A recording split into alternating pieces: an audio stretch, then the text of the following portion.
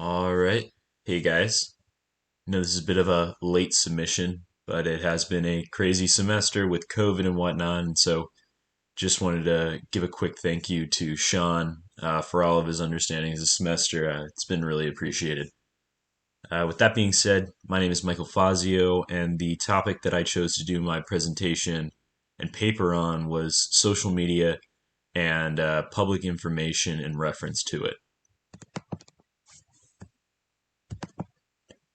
So first off, understanding what social media is, chances are that we and everybody that we know almost definitely has some form of social media.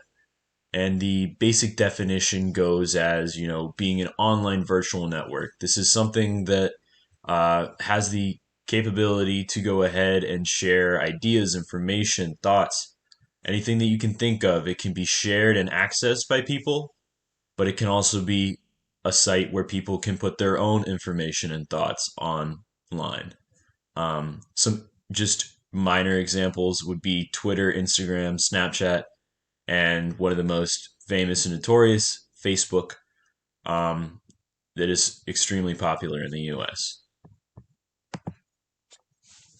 So when we talk about security with this division, obviously if it is online, it's going to have a lot to do with cybersecurity. And within that bracket, we see, which I will go over in a second, uh, lacks in personal security and the American public, instances of fraud, and then intervention of government affairs, which can be anything from information on politics to actual uh, swaying of ideas for the American people on their viewpoints. Two other ones that I thought kind of entangled into this definition would be transnational crime and terrorism. Just from reading about it this semester and looking more into it, as terrorism evolves, it comes with a sense of technology as it evolves as well. So they're using it now as one of their weapons in their tool belt to go ahead and seek out people's information or have government information so that they can commit their acts of terrorism or crime. So in my paper, I took a look at two of the biggest organizations, Facebook and Twitter, um, and just two very large ones that I saw. Some people might have heard of these, but I did a little more research on them. First one happened just 2 years ago. It was in 2018, and this was the Facebook information hack scandal. So back in 2018, there was roughly 50 million users who had information from their name, addresses, religious background, sexual orientation. All of it was subject to hackers. Um, and the big problem with this was that obviously Facebook had to face some scrutiny, but there wasn't much backlash that could be done onto them. There's about 29 million users, and they were not allowed to sue for collective damages as a whole, which is a big problem. They had no compensation. The only thing they were allowed to do was go to the company, Facebook itself, and request better implementation of security protocols to kind of protect themselves when using their site. The second one is quite new, actually. This was earlier in 2020, and it was a cryptocurrency fraud. Um, this one is a little different, whereas personal information, yes, is dangerous. It can be used to attack a person on a social or physical level. But when it comes to cryptocurrency, it deals with a person's economic security. It was over 130,000 compromised, and this included some pretty big names that a lot of people know. Elon Musk, our man at Tesla, and then Joseph Biden Jr., um, which has been in social media quite a bit these days. And so these two organizations, just just these two out of the many that exist, have had lacks of security that they've promised to fix, and then also in the future still end up having failures. So looking at the big picture, what does this affect on public information? Um, Fraud, obviously, in the sense of bank records or cryptocurrency, is quite detrimental, but it becomes a big issue when we talk about social media and what they can do to public perception. Um, because many of these users can access information. The information they post is not always protected. If they post something that the organization themselves find inappropriate or false, as I put in quotes, it can be either censored, banned, or flagged. What this does is means that their true opinion or their right to speech is kind of being infringed. I'll talk about that in a sec as well. Um, on a level to which what can really be done on these sites. If they say something and it's deemed inappropriate or false by this company, then they have every power to go ahead and take it down. Especially in this year with a lot of the information that has been going around about Joe Biden's son.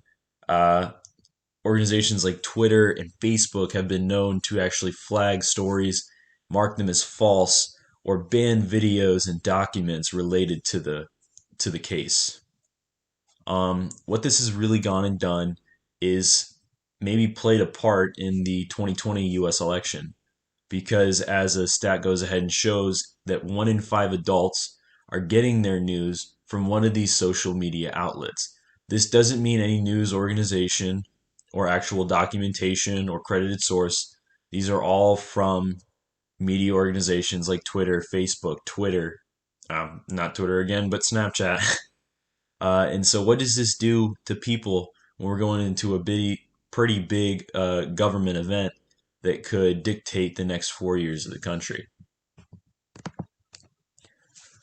Just looking at some of the flaws and then also some of the improvements with each one of these. Obviously, the First Amendment, we all know it. It's your freedom of speech.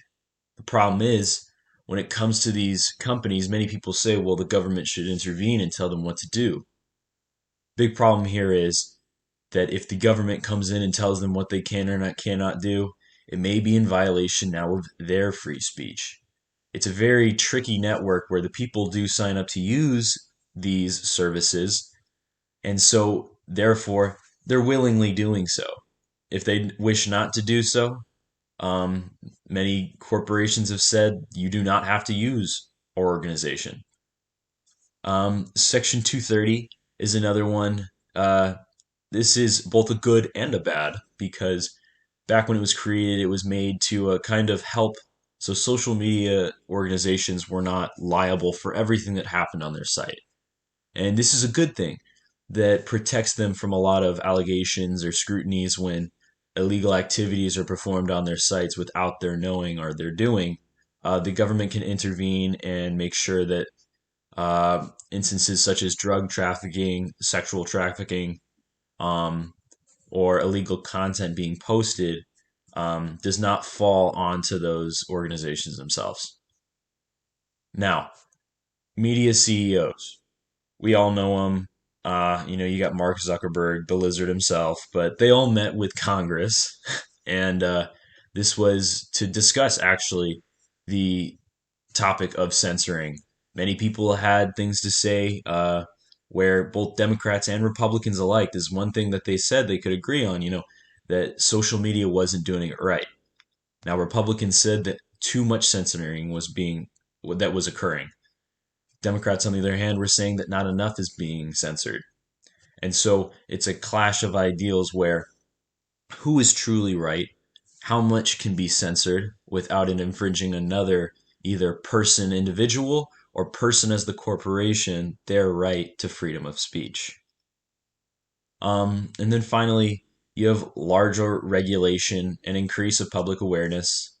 With the high amount of people that actually get their news, very important information from just these social media sites being so large, and the possible compromises to their own personal information and security, I think it'd be good to start educating people updating their perceptions on what they think is safe, what they think is true, and what they think is right when it comes to these organizations and where they get their information, in order to have a little bit of a safer environment as far as cybersecurity goes in the US. And finally, these are just the references that I used for my paper and for this PowerPoint. But thank you guys all for listening. And that is all I got.